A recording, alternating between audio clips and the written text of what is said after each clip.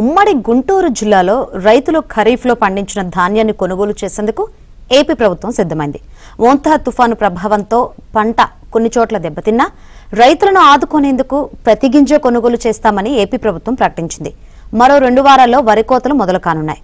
November నెలాఖరులో ధాన్యం కొనుగోలు ప్రక్రియను ప్రారంభించనున్నారు.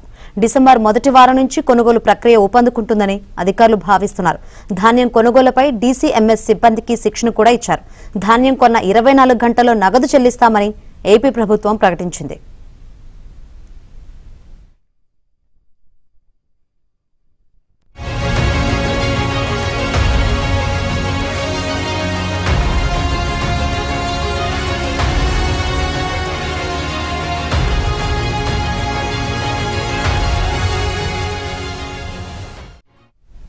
ఈ ఏడాది కూడా పంట రైతు చేతికొచ్చేసరికి కొనుగోలు కేంద్రాలు ప్రారంభించేలా కార్యాచరణను రూపొందించారు. ఇప్పటికే జాయింట్ కలెక్టర్ల ఆధ్వర్యంలో క్షేత్రస్థాయి సిబ్బందికి దిశానిర్దేశం చేశారు.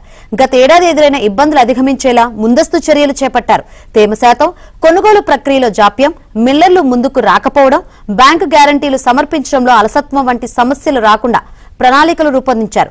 గ్రామ వ్యవసాయ సహాయకుని రైతులు సంప్రదిస్తే కొనుగోలు తేదీ, సమయ వివరాలతో ముద్రించిన కూపన్ ఇవ్వనున్నారు. ధాన్యాన్ని నాణ్యత ప్రమాణాలకు అనుగుణంగా ఆరబెట్టి తెచ్చేలా రైతులకు అవగాహన కల్పించనున్నారు. ప్రస్తుతం 50 లక్షల టన్నుల ధాన్యం సేకరించేందుకు సిద్ధమైనట్లు పౌర సరఫరాల శాఖ మంత్రి నాదెండ్ల మనోహర్ ప్రకటించారు. మనం ఇబ్బంది పడుతున్నాం. ఇతర జిల్లాల్లో ఆ మార్పు మొదలైంది. వీరందరూ కూడా దయచేసి వీలైతే ఆయిల్ పామ్ కానివ్వండి, కోకో కానివ్వండి, ఇటువంటి మన ప్రాంతంలో కూడా తీసుకొచ్చి కొంతవరకు మనం ఈ భారం తగ్గించుకునే విధంగా మీరు సహకరించండి. రైతులకి మాత్రం నేను మా శాఖ నుంచి మీకు స్పష్టమైన ఒక భరోసా ఇవ్వగలుగుతున్నాను. ప్రతి గింజ మేము కొంటాం, ప్రతి బస్తా మేము కొంటాం. దళాలను మీరు ప్రోత్సహించబాకండి. రైస్ మిల్లర్లు ఎవరైనా పొరపాటు చేస్తే మా దృష్టికి తీసుకురండి. కనీస మద్దతు ధర 2369 పర్ క్వింటాల్ రూపాయలు పర్ క్వింటాల్ ఖచ్చితంగా మీకు మామూలు గ్రేడ్ వెరైటీ, మన ప్రాంతాల్లో పండే నాణ్యమైన వెరైటీ అయితే ఉందో అది మన మధ్యాహ్న భోజన పథకం కింద మన బిడ్డల కోసం ఉపయోగిస్తున్నాం.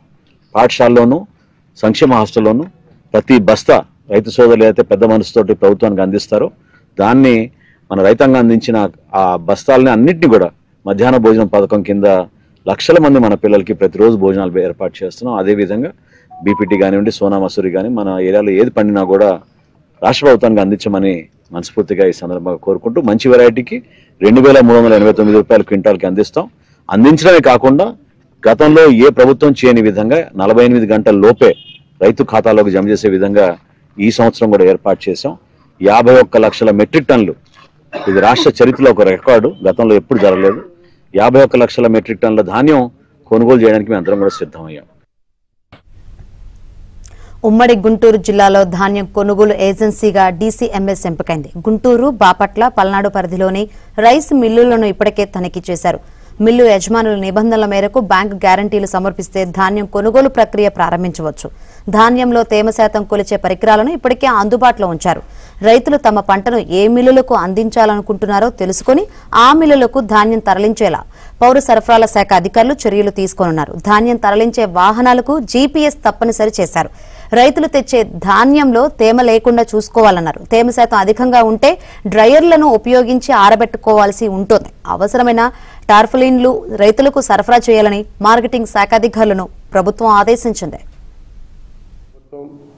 గౌరవ ముఖ్యమంత్రి వర్యులు నారా చంద్రబాబు నాయుడు గారు గతంలో కంటే కూడా ఈ యొక్క కనీస మద్దతు ధర ఎంఎస్పి అనేది 3% పెంచి లాస్ట్ ఇయర్ 2300 ఉంటే కింటాకి ధర ఈ సంవత్సరం 2369 రూపాయలు వారు చేయటం జరిగింది. అదే ఏ గ్రేడ్ వెరైటీ అయితే 2369 రూపాయలు చేయటం జరిగింది. ఎక్కడ కూడా 6 కాలం కష్టపడి పంట పండించిన రైతుకి నష్టం జరగకూడదు, కష్టం జరగకూడదు అనే ఉద్దేశంతో చంద్రబాబు నాయుడు గారు మంచి ఆలోచనతో ఈ సంవత్సరం కూడా ఈ ప్రిక్వైర్మెంట్ అనేది రేపు ఈ నవంబర్ నెలాఖరు నుంచి మొదలు పెట్టడం జరుగుతూ ఉంది. అలాగే డిసెంబర్ మొదటి వారంలో కూడా కొన్ని ప్రాంతాల్లో రావటం జరుగుతూ ఉంటుంది. మనకు గుంటూరు జిల్లాలో చూసుకుంటే 177 ఆర్ఎస్కేలు ఉన్నాయి, అలాగే 45 క్లస్టర్లు ఉన్నాయి. అలాగే బాపట్ల జిల్లాకు కూడా అక్కడ కూడా ప్యాడి రేపల్లి నియోజకవర్గం, వేమూరు నియోజకవర్గం, బాపట్ల, పరుచూరు ఇవన్నీ కూడా ప్యాడి ఎక్కువగా పండే ప్రాంతాలు. అలాగే ఇటు చూసుకుంటే పల్నాడు ప్రాంతం, ఇవన్నీ కూడా కలుపుకొని మా DCMS అనేది చేస్తూ ఉంది. అయితే ప్రభుత్వం వారు సివిల్ సప్లైస్ వారు ఆదేశానుసారం ఇప్పటికే మా యొక్క సిబ్బందికి శిక్షణ ఇవ్వటం జరిగింది. సుక్షితులైనటువంటి DCMS సిబ్బంది ద్వారా రైతులకి ఇబ్బంది కలగకుండా ఈ యొక్క కేంద్రాల RSKల ద్వారా మనము కొనుగోలు చేయటం జరుగుతుంది.